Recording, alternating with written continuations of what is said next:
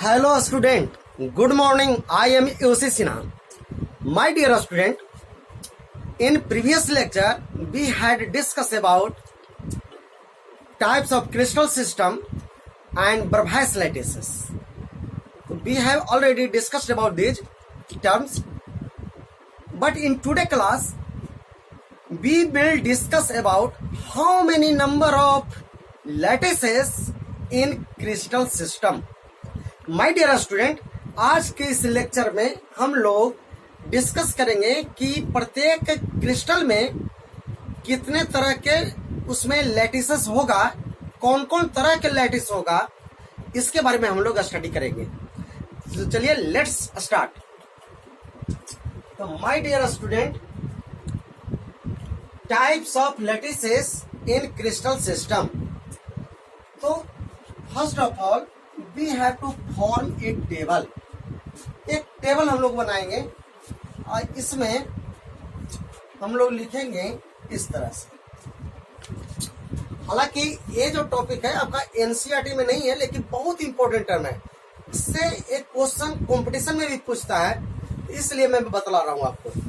ठीक है, तो सिर्फ कंपटीशन के लिए है, लेकिन आपको जानकारी रखना चाहिए, इसलिए मैं आपको सिर्फ जानकारी के लिए मैं आपको बतला रहा हूँ।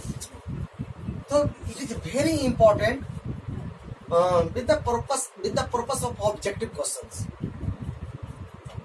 तो सबसे पहले इसमें लिखिएगा कि क्रिस्टल सिस्टम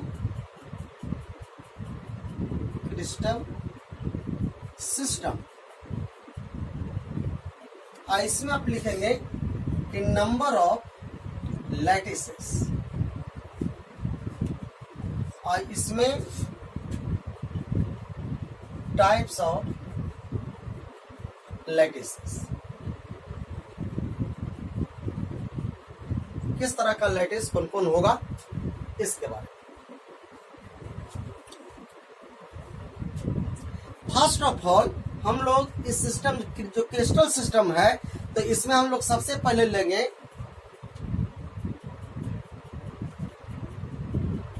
ट्राइक्लिनिक। अब आगे पीछे ऐसा नहीं है कि कोई सिस्टम में हम लोग लिखेंगे, कोई ऐसा नहीं है कि कोई फिक्स्ड ऑर्डर होता है। हम कुछ से भी स्टार्ट कर सकते हैं, क्यूबिक से स्टार्ट कर सकते हैं, ट्राई क्लिनिक से स्टार्ट कर सकते हैं, मोनो क्लिनिक से स्टार्ट कर सकते हैं, तो किसी चीज से हम स्टार्ट कर सकते हैं। तो ट्राई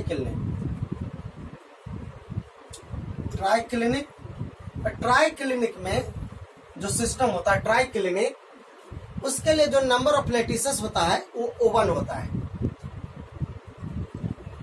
O1। तो ट्राइक्लिनिक जो क्रिस्टल है उसमें नंबर ऑफ लैटिस कितना हो सकता है? O1। सिर्फ एक तरह का उसमें लैटिस होता है, वो होता है simple cubic system. Simple cubic system. Lattices का टाइप माने किस तरह का यूनिट सेल उसमें है, इसके बारे में है। तो एक तरह का जो ट्राइक्लिनिक में एक ही तरह का जो एक ही लैटिस होता है, और किस तरह का लैटिस होगा? Simple cubic system. चलिए, ट्राइक्लिनिक हो गया। रोम्बोहिड्रल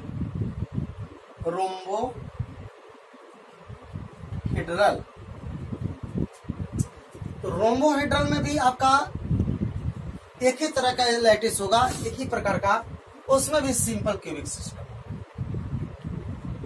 सिंपल क्यूबिक सिस्टम।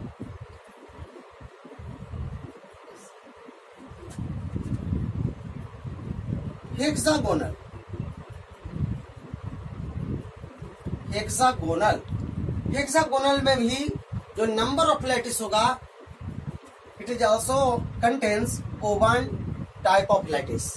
तो हेक्सागोनल में भी एक लैटिस होता है, फिर सिंपल क्यूबिक एक रहेगा, तो सभी में सिंपल क्यूबिक सिस्टम रहेगा। इसमें भी सिंपल क्यूबिक सिस्टम। उसके बाद हम लोग क्या करेंगे कि टेट्रागोनल के बारे में हम लोग पढ़ेंगे। टेट्रागोनल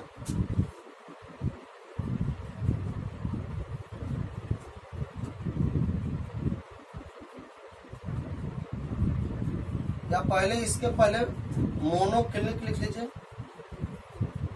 मोनो क्लिनिक, उसके बाद टेट्रागोनल। चूंकि दोनों इसलिए साथ में लिखे हैं कि दोनों में आपका जो लैटिस की संख्या होगा 2 2 होगा। अब आपको क्लियर हो गया कि मैं इसको पहले क्यों लिखा, क्योंकि ये तीनों का आपका सेम है, इसलिए मैं तीनों को एक जगह पर रखा, ट्राइक्लिनिक, रोम्बोहेड्रल, हेक्सागोनल। तीनों का जो लैटिस होगा वो 1 1 1 होगा, इसलिए तीनों को मैं एक से शुरू कर दिया, सबसे मिनिमम से मैं शुरू किया तो 1 1 1, इसलिए तीनों को एक जगह पर मैं लिख दिया ताकि याद करने में आपको आसान हो, है ना, इजी वे में आप इसको माइंड में रख सकते हैं। तो ट्राइक्लिनिक के लिए भी 1, रोम्बोहेड्रल के लिए 1, हेक्सागोनल के लिए 1, तीनों एक हो गया। अब 2 वाला कौन कौन है, तो मोनोक्लिनिक है और टेट्रागोनल है। ये दो आपका जो दो लैटिस होगा दोनों में, मोनोक्लिनिक में और टेट्रागोनल में आपका 2 लैटिस होता है। वो लैटिस कौन कौन होगा, तो सबसे पहला सिंपल तो होगा ही, सिंपल तो स्टूडेंट सभी में रहता है, सिंपल क्यूबिक सिस्टम। और इसके साथ मोनोक्लिनिक में जो होगा आपका एंड सेंटर रहता है। मोनोक्लिनिक में आपका सिंपल क्यूबिक सिस्टम है और आपका एंड सेंटर भी होगा, एंड सेंटर क्यूबिक सिस्टम। तो 2 सिस्टम आपका सिंपल क्यूबिक सिस्टम और एंड सेंटर क्यूबिक सिस्टम आपका रहता है मोनोक्लिनिक। टेट्रागोनल की अगर मैं बात करूं, टेट्रागोनल में भी 2 होगा। कौन कौन होगा, सिंपल तो रहेगा ही, सिंपल क्यूबिक सिस्टम और साथ साथ इसमें रहेगा body centre cubic system, body centre cubic system. तो आपको समझ में आ गया कि 2 वाला कौन कौन है, मोनोक्लिनिक और टेट्रागोनल, 2 का हो गया। तो इससे क्लियर हो गया कि सिंपल तो सभी में रहना है, ये तो कॉमन हो गया। चलिए उसके बाद कितना हो गया, 3 2 5 हो गया, 2 अभी और बचा हुआ है।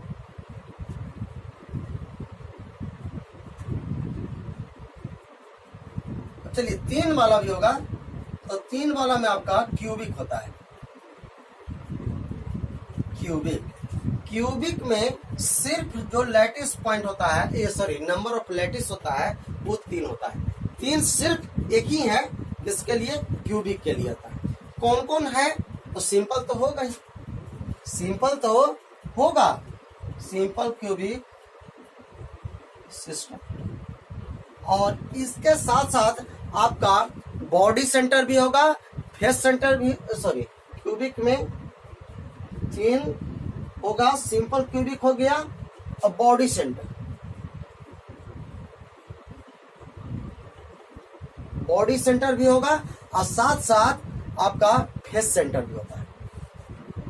बॉडी सेंटर या डायरेक्ट आप बीसी से लिख सकते हैं और FCC face centre. Simple cubic भी होगा, बीसीसी होगा, एफसीसी भी होगा, ये तीनों आपका इसमें होगा क्यूबिक में। अब लास्ट जो है 6 हो गया, 7th में आपका बाकी क्या बच गया, रोम्बोहेड्रल रोम्बोहेड्रल तो हो गया है, ऑर्थोरोम्बिक बचा हुआ है। तो ऑर्थोरोम्बिक हम लोग लास्ट में लिखेंगे, ऑर्थोरोम्बिक। तो ऑर्थोरोम्बिक के लिए क्या हो जाएगा, 4। तो सिर्फ 7 टाइप का होता है क्रिस्टल सिस्टम, आप देख लीजिए 1 2 3 4 5 6, बाकी बच गया ऑर्थोरोम्बिक। तो एक ही सिर्फ 4 के लिए कौन हो जाएगा, 4 लैटिसेस किसमें होगा, ऑर्थोरोम्बिक में होगा। तो 4 कौन कौन होगा, तो सिंपल क्यूबिक सिस्टम तो होगा ही, simple cubic system, body centre BCC, FCC, और एक और क्या बचता है, एक और होता है एंड सेंटर ईसीसी, इतना प्रकार का मतलब ऑर्थोरोम्बिक में सभी चारों प्रकार का क्यूबिक सिस्टम होता है, ठीक है ना, सभी चारों लैटिसेस इसमें ऑर्थोरोम्बिक होगा। माय डियर स्टूडेंट, इससे एक क्वेश्चन कंपटीशन में कभी न कभी पूछता है सॉलिड स्टेट में इससे कि ट्राइक्लिनिक में पूछ देगा कि कितना लैटिसेस होता है, या और रोम्बोहेड्रल में कितना होता है, इस तरह से होता है, या मैक्सिमम नंबर ऑफ लैटिसेस किस में होता है, तो ऑर्थोरोम्बिक में होगा, जो कि सभी चारों होता है। ठीक है, अब जब इतना इंपॉर्टेंट है, जब क्वेश्चन पूछता है कंपटीशन में, तो याद भी रखना आपको है, इंपॉर्टेंट है ना। इसको माइंड पर कैसे रखिएगा, तो माइंड पर रखने के लिए मैं हूं, क्योंकि आई हैव ए ट्रिक्स। तो एक ट्रिक्स मेरे पास है, उस ट्रिक्स के हेल्प से आप तुरंत बता सकते हैं कि किस में कितना होगा, है ना। अगर ट्रिक्स नहीं है तो आपको अभी तो माइंड पर रहेगा, क्योंकि अभी आप डायरेक्ट पढ़ रहे हो तो माइंड पर रहेगा, लेकिन अगर बाद में पूछ दिया जाए, 2 दिन के बाद पूछ दिया जाए, 3 दिन के बाद पूछ दिया जाए, तो फिर माइंड से तो हट जाएगा, है ना। फिर लगेगा किस में कितना होगा, माइंड पर प्रेशर पड़ेगा। स्ट्रेस को कम करने के लिए मेरे पास है ट्रिक्स, वो मैं ट्रिक्स आपको बतला रहा हूं। देखिए कितना इजी है और कितना इंटरेस्टिंग ट्रिक्स है, समझिए। आपको केवल पूछेगा, इससे क्वेश्चन पूछेगा कितना नंबर होता है, तो इधर मैं मिटा देता हूं।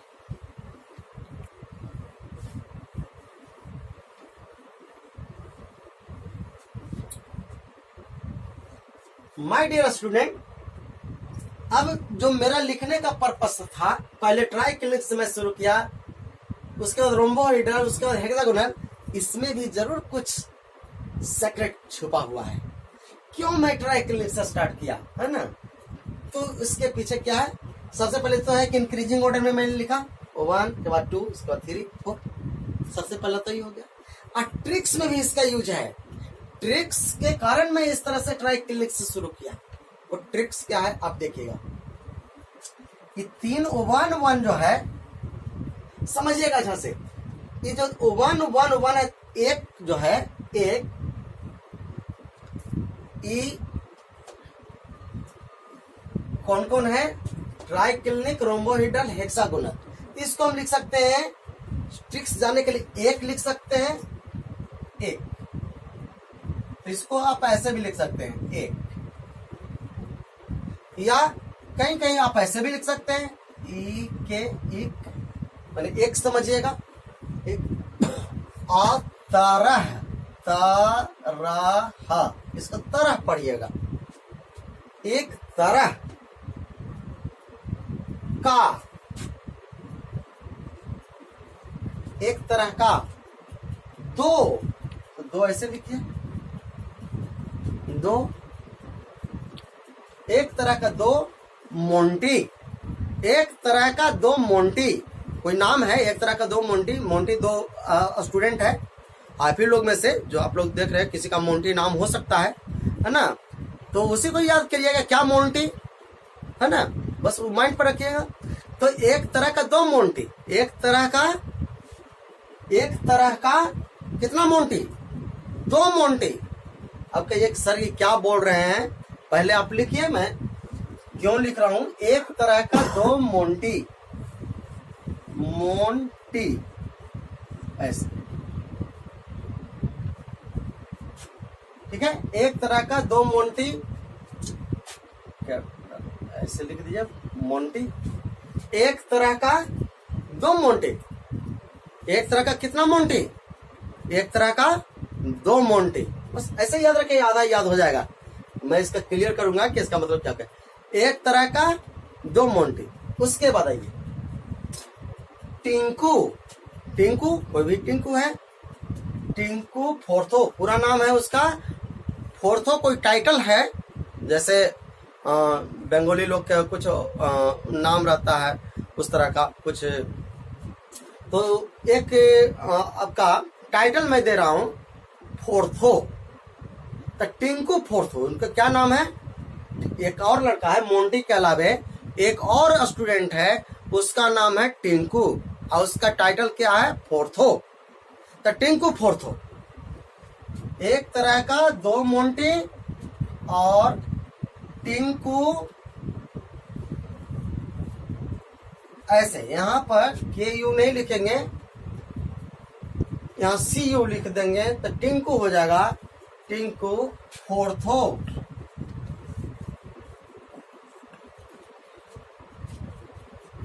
फोर्थो।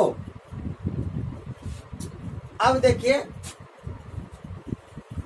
अब इसका मतलब क्या हुआ, एक तरह का दो मोंटी, उसके बाद क्या पढ़ना है, टिंकू फोर्थो। टिंकू फोर्थो। अब समझिए, एक ऐसे भी लिख सकते हैं, एक तरह। तरह में कौन कौन आ गया, टी आ गया, आर आ गया, एच आ गया। तो टी आ गया, आर आ गया, एच आ गया। टी से क्या हो गया, ट्राइक्लिनिक। आर से क्या हो गया, बोलिए, रोम्बोहेड्रल। और एच से क्या हो गया, हेक्सागोनल। यानी कि तरह एक क्लू है, एक क्लू आपको मैं दे रहा हूं। तरह में कौन कौन आ गया, बोलिए, ट्राइक्लिनिक, आर से रोम्बोहेड्रल, और एच से हेक्सागोनल। ये तीनों एक तरह का है कि नहीं, मैंने उसका लैटिस कितना होगा, वो 1 होगा। तो एक तरह, तो ट्राइक्लिनिक, रोम्बोहेड्रल, हेक्सागोनल कितना तरह का होगा, एक उसका लैटिस होगा, एक लैटिस होगा, सिर्फ सिंपल क्यूबिक। तो एक तरह इतना आ गया, तो एक गो वाला कितना है, 3 गो, 3 आ गया। चलिए, उसके बाद एक का जो है केवल ऐसे सेटिंग किया हुआ है, इसका कोई मकसद नहीं है, केवल सेंटेंस कंप्लीट करने के लिए लिखा गया है। तो एक तरह में समझ गए, 3 गो आपका क्लियर हो गया। ट्राइक्लिनिक, रोम्बोहेड्रल, हेक्सागोनल, ये तो एक होता है, यहां तक क्लियर हो गया। अब आइए, दो मोंटी। अब दो वाला में मोंटी, मोंटी में कौन कौन आ गया, मोन। देखिए, मोन और टी, मोन टी, ये दोनों के लिए कितना आ गया, 2। तो 2 में कौन कौन है, मोन है और टी। मोंटी का मतलब मोनोक्लिनिक, और टी इसे टेट्रागोनल। मोन टी, मोन से क्या हो गया, बोलिए, मोनोक्लिनिक, और टी से टेट्रागोनल। तो मोनोक्लिनिक और टेट्रागोनल के लिए लैटिस कितना होगा, 2 हो गया। कितना आसान हो गया, है ना, क्लियर हो रहा है ना, इंटरेस्टिंग। ऐसे पूरे चैप्टर में इसी तरह का मिलेगा। सॉल्यूशन में एक पर एक ट्रिक्स मैं दूंगा, इलेक्ट्रोकेमिस्ट्री में मैं ट्रिक्स दूंगा, समझ गए। तो बस चैनल को आप लोग बढ़ाइए, सब्सक्राइब कीजिए, तब है कि ज्यादा से ज्यादा जोड़ेंगे, मुझको भी इंटरेस्ट आएगा। एक पर एक मैं ट्रिक्स आपको बताऊंगा। आइए, तो एक तरह का दो मोंटी, तो एक तरह का क्लियर हो गया कि एक तरह में कौन कौन आ गया, एक किसका किसका होगा, ट्राइक्लिनिक, रोम्बोहेड्रल, हेक्सागोनल, तीनों का एक एक होगा। का दो मोंटी, दो किसके लिए किसके है लैटिस, मोन से मोनोक्लिनिक, टी से टेट्रागोनल। क्लियर हो गया। अब आइए, यहां तक तो हो गया। अब आइए टिंकू फोर्थो। टिंकू फोर्थो बस याद रखना है, क्या रखना है, टिंकू फोर्थो। नहीं किसी को है, भाई को बोलिए, आपके घर में भाई है, क्या टिंकू फोर्थो, है ना। आपसे कोई है ना, आपसे सीनियर को नहीं बोलिएगा, जूनियर को बोलिएगा। टिंकू फोर्थो, क्या टिंकू फोर्थो, बस माइंड में सेट करना है। टिंकू फोर्थो कैसे, टिंकू, तीन का मतलब 3, ऐसे थोड़ा क्लू समझिए। 3 का मतलब 3, और कू से कौन होता है, क्यूबिक। तो क्यूबिक के लिए कितना, एक क्लू है 3, यहीं पर 3 है, इतना तो कम से कम समझिएगा ना। साइंस पढ़ रहे हो, केमिस्ट्री पढ़ रहे हो, कुछ तो माइंड है ना, इसी को कहते हैं एक्स्ट्रा माइंड। टिंकू, 3, और क्यू से क्यूबिक। तो क्यूबिक के लिए देखिए, क्यूबिक के लिए कितना लैटिस आएगा, 3 आएगा, 3 आ गया, तो 3 क्यूबिक। तो क्यूबिक के लिए 3 आ गया, बाकी बच गया 4। तो 4 फोर्थो, 4 फोर्थो को इसको ब्रेक कीजिएगा तो क्या बनेगा, 4 प्लस ऑर्थो, उसी को क्या बनाइएगा, ऑर्थो, 4 प्लस ऑर्थो। पढ़े ना हिंदी में, उसको सेपरेट करने के लिए, कोई भी वर्ड है उसको सेपरेट करने के लिए, तो 4 प्लस ऑर्थो, उसको एक साथ क्या लिखेंगे, फोर्थो। तो फोर्थो में 4 प्लस ऑर्थो, तो 4 से बनने 4 और इसमें ऑर्थो है तो क्या हो गया, फोर्थो। तो ऑर्थो के लिए कितना होता है, देखिए ऑर्थो के लिए 4 होता है ना मजेदार ट्रिक्स। अरे बोलो ना यार, बोलो, है ना। हाँ, तो यही चीज तो है। तो 4 ऑर्थो, तो मैं समझता हूं कि एक ट्रिक्स आपको समझ में आ गया होगा। आपका ट्रिक्स कैसा लगा कमेंट में लिखिएगा, ठीक है। मुझको भी हौसला बढ़ाइए, तभी तो मैं अच्छा से अच्छा ट्रिक्स मैं आपको दूंगा। ट्रिक्स की कमी नहीं है, कभी होगा तो मैं पोएम सुनाऊंगा केमिस्ट्री में। Just wait my dear student. अब इसके बाद हम लोग स्टार्ट करेंगे, जानकारी लेंगे कोऑर्डिनेशन नंबर के बारे में। छोटा चीज है लेकिन बहुत इंपॉर्टेंट चीज है। तो क्यों कोऑर्डिनेशन नंबर, कोऑर्डिनेशन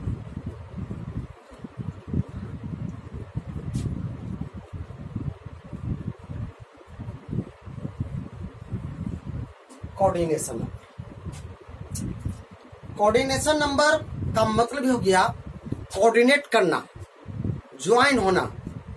सिंपल सा है ना, सिंपल सा इसका डेफिनेशन है कि एक पार्टिकल, उसके सराउंडिंग कितना पार्टिकल है जो उसको टच कर रहा है ना।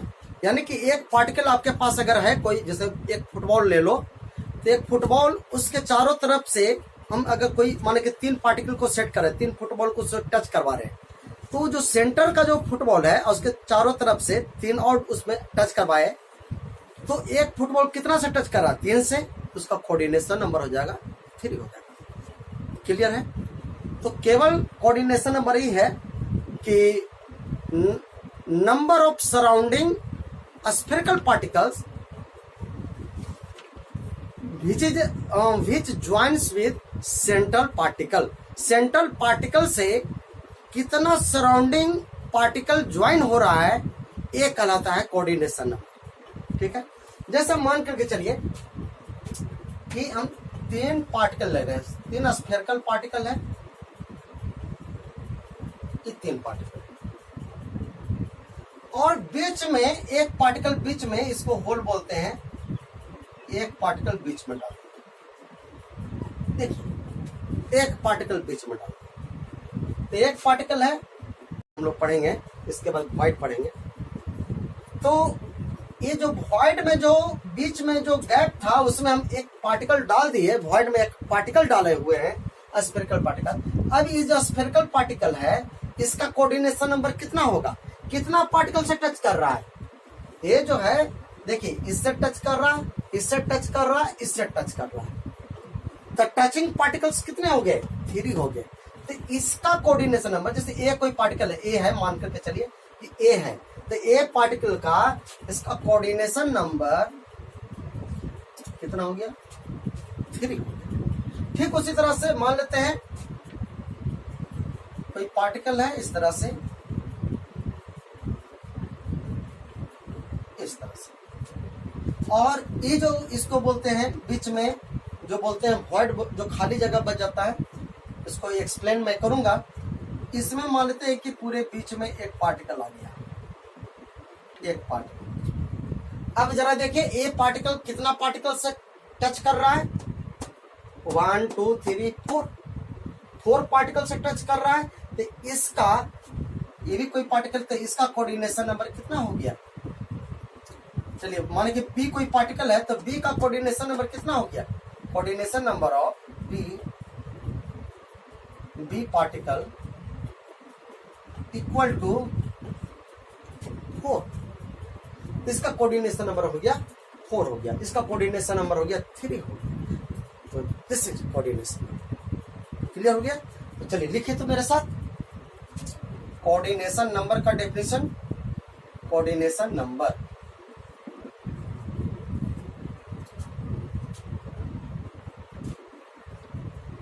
The number of surrounding spherical particles, the number of surrounding spherical particles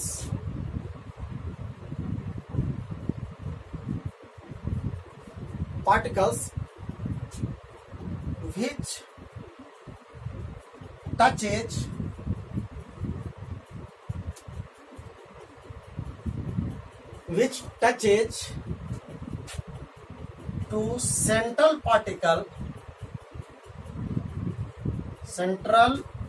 spherical particle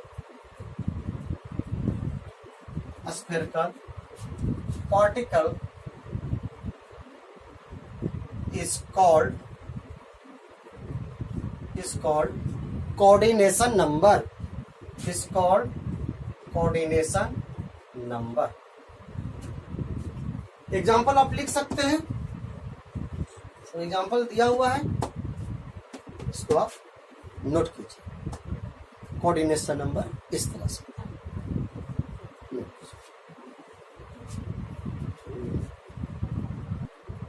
now my dear students, we will discuss about radius ratio. It is also very important points. Radius ratio. Radius ratio.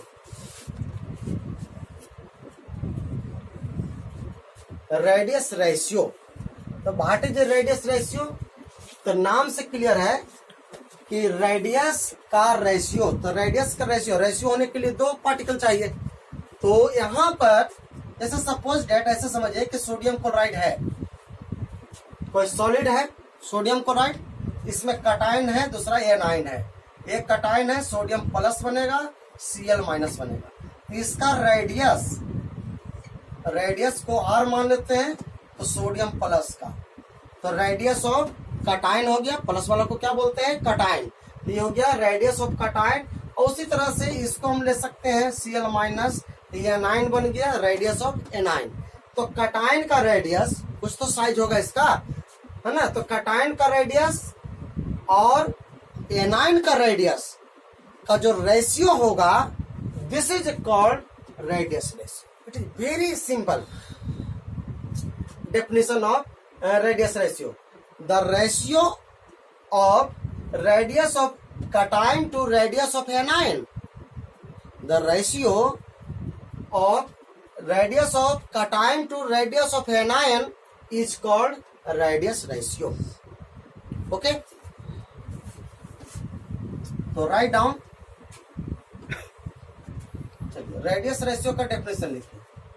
Radius ratio, the ratio of radius of, radius का मतलब size भी आप लिख सकते हैं, और size of cation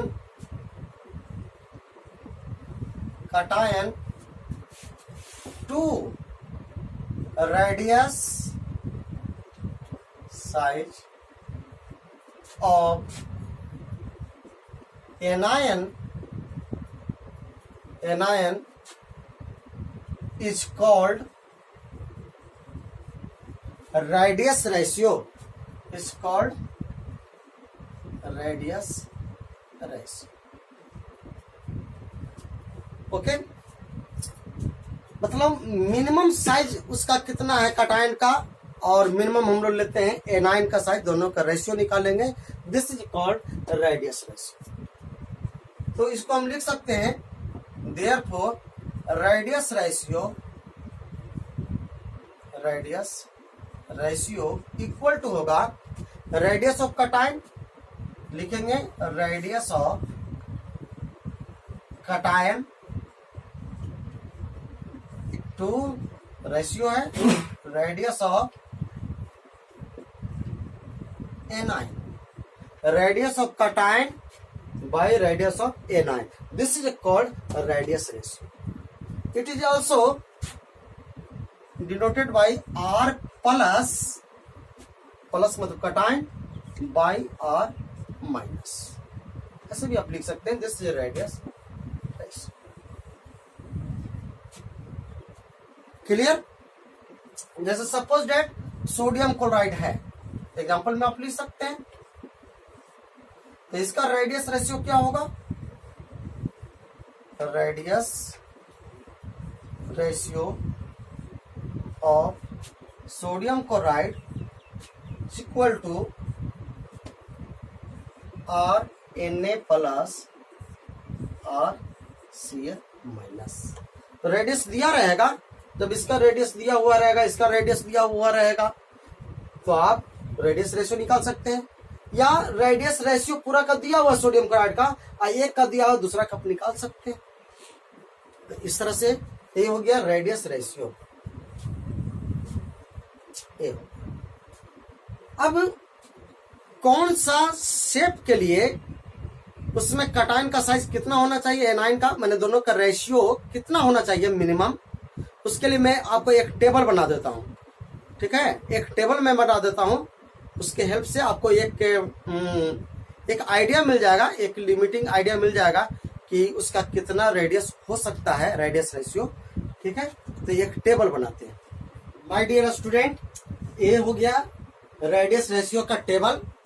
अब आप समझिए, मैं समझा रहा हूं इसको, इस टेबल को समझिए कि इसमें कुछ कॉलम बनाया हुआ है. इसमें लिमिटिंग रेडियस रेशियो मतलब कटायन का रेशियो बाई एनायन का रेशियो. इसमें लिखे उसका कोऑर्डिनेशन नंबर क्या होगा, उसका उस कोऑर्डिनेशन नंबर इसमें रहेगा. और इतना रेडियस रेशियो के लिए शेप कैसा होगा, उसका एग्जांपल्स क्या होगा. ठीक है, तो आप देखिए कोऑर्डिनेशन नंबर मिनिमम तो 2 रहेगा ही कोऑर्डिनेशन नंबर. ठीक है, तो कोऑर्डिनेशन नंबर मिनिमम आपका तो 2 के लिए आपका कितना होना चाहिए, कम से कम 0.155 होना चाहिए. ठीक है ना, इससे कम ही होना चाहिए, लेस देन 0.155, इससे कम होना चाहिए, लेस देन है. इसके लिए कोऑर्डिनेशन नंबर 2 होगा. उसका शेप जब 2 होगा तो उसका शेप कैसा होगा, लीनियर होगा. इसका बेरिलियम डाइफ्लोराइड. अब देखिए लीनियर शेप, 2 कोऑर्डिनेशन नंबर का मतलब क्या हो गया, जैसे 2 कोऑर्डिनेशन नंबर का मतलब हो गया कि अभी मैं बताया कि सेंट्रल पार्टिकल कितना पार्टिकल से टच कर रहा है. तो जैसे सपोज डेट मैं ऐसा लिख रहा हूं इस तरह से. अब सेंट्रल पार्टिकल ये हो गया, ये कितना पार्टिकल से टच कर रहा है, वन इधर वन इधर, यानी कि 2 तरफ से टच कर रहा है, 2 पार्टिकल से टच कर रहा है. इसका कोऑर्डिनेशन नंबर कितना हो गया, 2 हो गया. तो आप देखिए 2 होने के लिए क्या हो गया, लीनियर शेप हुआ कि नहीं हुआ. तो लीनियर शेप हो गया. तो यही आपका एग्जाम्पल हो सकता है बेरिलियम डाइफ्लोराइड. ये सब एग्जाम्पल को मैं 11th में भी मैं पढ़ाया था हाइब्रिडाइजेशन में. हाइब्रिडाइजेशन में मैं इसी का एग्जाम्पल दिया था लीनियर शेप के लिए, जिसका sp हाइब्रिडाइजेशन होता है. ठीक है, तो खैर वो तो आपका केमिकल बॉन्डिंग की बात है. तो लीनियर शेप बेरिलियम डाइफ्लोराइड का होता है, तो उसका कोऑर्डिनेशन नंबर 2 हो गया, है ना. सिंपल एक मैं केवल समझा देता हूँ, बेरिलियम डाइफ्लोराइड है तो लीनियर शेप, इधर भी फ्लोराइड है, इधर भी फ्लोराइड है. अब इसका 2 कोऑर्डिनेशन नंबर हो गया तो लीनियर शेप हो गया इसका. इस तरह से हम लोग सभी में समझ लेंगे. तो कोऑर्डिनेशन नंबर 2 के लिए रेडियस रेशियो कितना हो गया, लेस देन 0.155, है ना. इस तरह से साइज होता है, शेप लीनियर. ठीक उसी तरह से अब मिनिमम जब इतना हो गया तो 0.155 से लेकर के 0.225 के बीच में, इतना से इतना तक में ये मिनिमम हो गया, उसके लिए मैक्सिमम हो गया. इतना से इतना के बीच में जो रहेगा रेडियस रेशियो किसके लिए होगा, उस कोऑर्डिनेशन नंबर उसका होगा 3 होगा. तो कोऑर्डिनेशन नंबर 3 होने के लिए मिनिमम रेडियस रेशियो कितना होना चाहिए, 0.155 से लेकर के 0.225 तक होना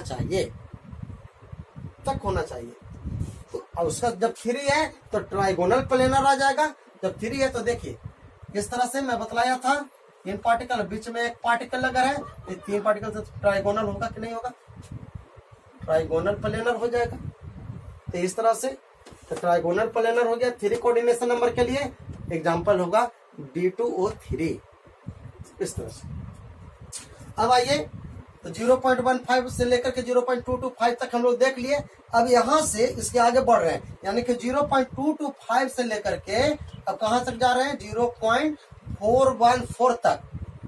उसके लिए कोऑर्डिनेशन नंबर कितना होगा? 4 होगा। यहां से लेकर के यहां तक के लिए कोऑर्डिनेशन नंबर 4 होता है।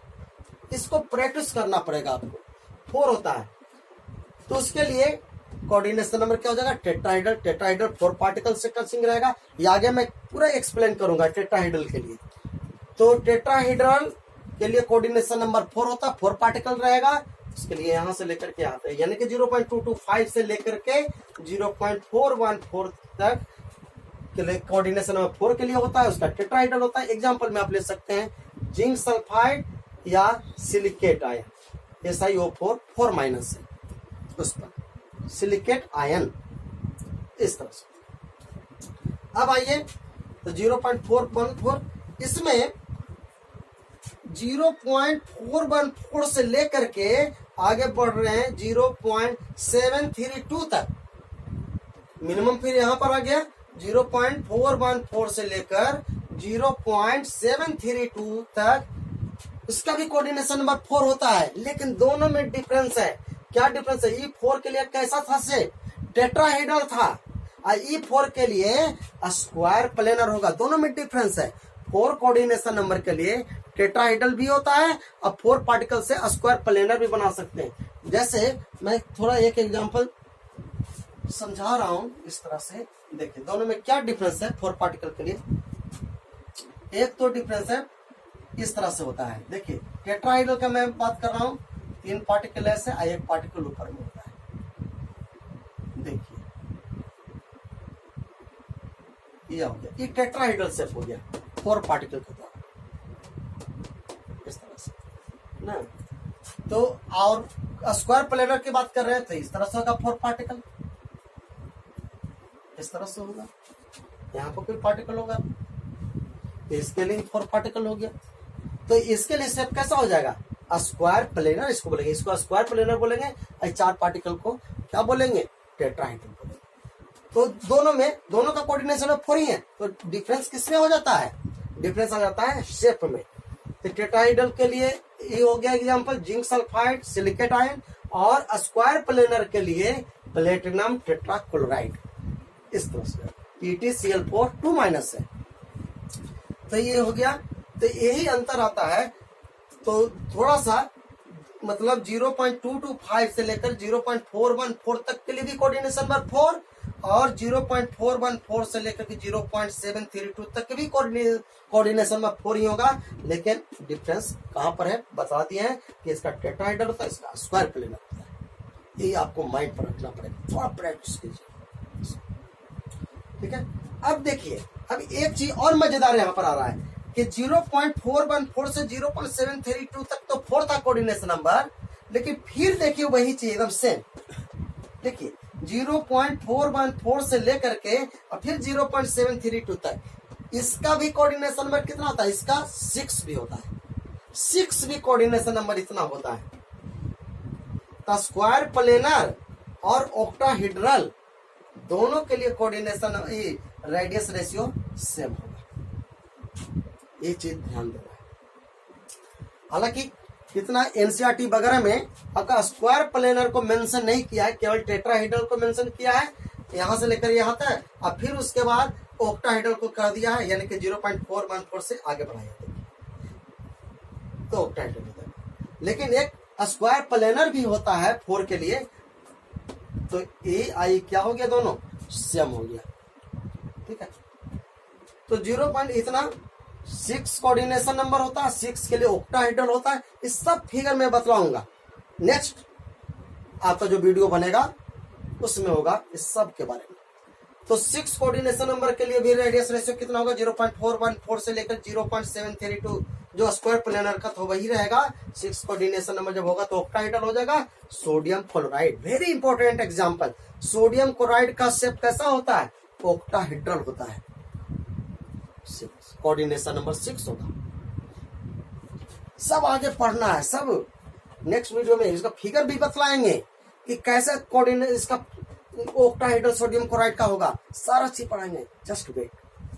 तो उसके बाद यहां तक हो गया 0.414 से लेकर के 0.732 तक हो गया 6 कोऑर्डिनेशन नंबर। चलिए उसके आगे बढ़ते हैं। 0.732 से 99.9 लमसम 1 अप्रोक्सीमेटली इसको 1 कह सकते हैं। जब हो जाए इतना से लेकर के 1 आ जाए, कोऑर्डिनेशन नंबर क्या हो जाएगा? 8 हो जाएगा। जब 8 होगा तो 8 बीसीसी के लिए। बीसीसी यानी उसी को बोलते हैं क्यूबिक भी बोलते हैं, बीसीसी बॉडी सेंटर या क्यूबिक, इसमें 8 हो जाएगा। एग्जाम्पल ले सकते हैं सीजियम क्लोराइड। सीजियम क्लोराइड तो माय डियर स्टूडेंट, मेनली हम लोग को इसमें और डिस्कस करेंगे डिटेल में कि यहां से लेकर के यहां तक क्यों आया टेट्राहेड्रल के लिए ऑक्टाहेड्रल, काफी इंपॉर्टेंट। इसको मैं कैलकुलेशन भी कर दूंगा, कितना कहां से आया, कैसे आया, इसका मैं कैलकुलेशन करूंगा नेक्स्ट लेक्चर में। ओके, हाँ, तो काफी इंपॉर्टेंट हो गया। कोऑर्डिनेशन नंबर 4 और कोऑर्डिनेशन नंबर 6 के लिए कई बार क्वेश्चन पूछा हुआ है, बोर्ड लेवल में पूछा हुआ है। ठीक है, तो नेक्स्ट वीडियो में मैं बतलाऊंगा कि उसका टेट्राहेड्रल के लिए ऑक्टाहेड्रल के लिए रेडियस रेशियो कैसे कैलकुलेशन करते हैं, कहां पर ऑक्टाहेड्रल बनता है ना, टेट्राहेड्रल कहां पर एग्जिस्ट करता है, सारा चीज मैं क्लियर करूंगा। उसका फिगर कैसा होता है, क्लियर। तो कोऑर्डिनेशन नंबर 8 किसके लिए होगा? बीसीसी के लिए, या उसी को क्या बोलते हैं? क्यूबिक बोलते हैं। Example, very important example, caesium chloride. तो माय डियर स्टूडेंट, इसको प्रैक्टिस आप कीजिए। ठीक है, तो हम लोग आज के लेक्चर में बस यहीं तक। हम लोग फिर मिलते हैं इसके बाद का लेक्चर में, जहां पर हम लोग बात करेंगे टेट्राहेड्रल के बारे में, ऑक्टाहेड्रल के बारे में, और बात करेंगे वॉइड्स के बारे में। बहुत इंपॉर्टेंट टॉपिक है। तो that's all for today. Till then, bye bye, take care.